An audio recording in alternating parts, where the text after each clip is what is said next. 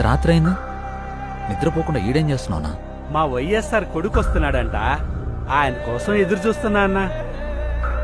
కాదన్నా, మీ వైఎస్ఆర్ కొడుకు వచ్చి నీ ముందు నిల్చున్నా నీకు కనపడదు కదనా? అన్నా, నాకు ఆయన కనపడకపోయినా నేను ఆయనకి కనపడతా కదన్నా. నాలాంటోళ్ళు ఆయన వెనకాలన్నామని తెలియడానికే నేను ఇక్కడ ఉన్నానన్నా.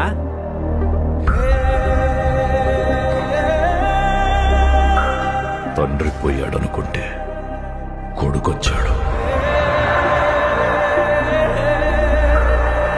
Congress party can create another 100 YSRs. Tell him, if he doesn't fall in line, the consequences will be very harsh.